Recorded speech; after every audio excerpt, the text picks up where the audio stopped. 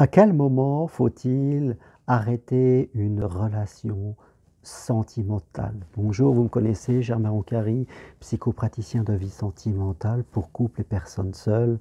Rendez-vous possible à distance de chez vous, par Skype, WhatsApp, téléphone ou tout autre moyen. Les infos sur mon site germainroncary.com ou sur le texte qui accompagne cette vidéo.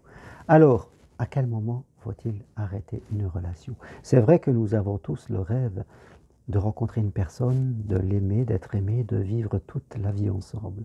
C'est possible. Il y a des gens qui le vivent. Et je crois que tout cela est intimement lié à notre propre évolution. Plus nous sommes une personne éveillée, qui a appris à se connaître, à connaître l'autre, à communiquer.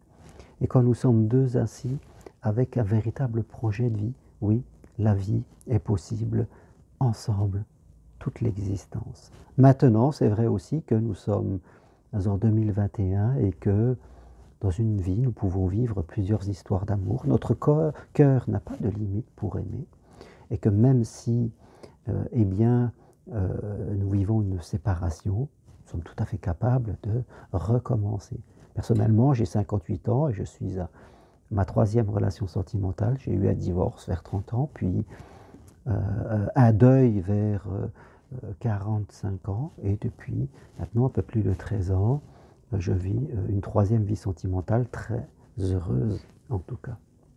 Maintenant, c'est vrai qu'à certains moments, nous sommes amenés à prendre une décision de partir ou de rester. Alors, tout dépend aussi de votre situation. Soit vous êtes en couple, vous vivez de façon maritale ou vous êtes marié, voire vous avez des enfants, soit vous êtes au début d'une relation et vous vous interrogez, mais vous ne vivez pas encore ensemble. Alors dans le premier cas, si vous êtes, je dirais, en couple et que vous vivez sous le même toit avec une personne, à quel moment faut-il décider d'arrêter cette relation? Eh bien, je dirais, si de manière prolongée, il y a bien sûr de l'agressivité physique. Si de manière prolongée, il y a de l'agressivité verbale, de la critique répétitive envers vous-même. Si vous sentez que l'autre est toujours égocentrique, trop tourné vers ses besoins à lui et que, fin de compte, et de façon répétitive, malgré vos demandes, eh bien, il ne s'intéresse pas à vous et vous vous sentez vraiment seul. Si vous vivez dans un couple où l'ennui est vraiment profond et malgré toutes vos tentatives, vous n'arrivez plus à rallumer la flamme, là je crois vraiment qu'il faut vous interroger. Si vraiment vous arrivez chez vous parce qu'un couple, un logement, ça doit être un cocon et que vous n'osez plus être vous-même, voire vous êtes dans la peur de dire ce que vous pensez, toujours de la suradaptation à l'autre, eh bien oui, à un moment, il faut, je dirais, savoir décider. Et je pourrais rajouter que si vous êtes marié en couple et que vous avez rencontré quelqu'un, vous avez une relation extra-conjugale qui dure dans le temps et vous aimez plus cette autre personne, à un moment, il faut décider. Je sais, ce n'est pas facile. Vous pouvez avoir des enfants, vous pouvez avoir une position matérielle délicate, mais peu importe. Il ne faut jamais rester vraiment avec quelqu'un pour les enfants et pour l'argent. Bien sûr, cela demande de se lancer dans le vide, d'accepter ce moment de tourment, ce moment d'instabilité, mais je peux vous assurer, cela ne va durer que quelque temps, et pour vous, ça sera aussi reconstruire, même pour vos enfants. C'est mieux d'arrêter un couple qui ne va pas. Rappelez-vous, les enfants évoluent en nous regardant. Et si on ne veut pas qu'ils commencent à se construire des croyances limitantes sur le couple, si on ne veut pas impacter leur vie sentimentale à eux, vaut mieux partir. Vaut mieux donner aux enfants le message qu'on peut toujours reconstruire. C'est très important. Donc, si vous en êtes à ce point-là, eh bien, il faut prendre son courage à deux mains. C'est pas simple, je le répète. Il faut aller voir l'autre et lui dire que l'on va partir. Et bien sûr, il faut y aller, se faire aider par des amis, par des coachs, par moi, par qui vous voulez, mais il faut se lancer et reconstruire, c'est très important. Ne restez jamais, c'est la mort lente pour tout le monde, pour vous, et pour tout votre entourage.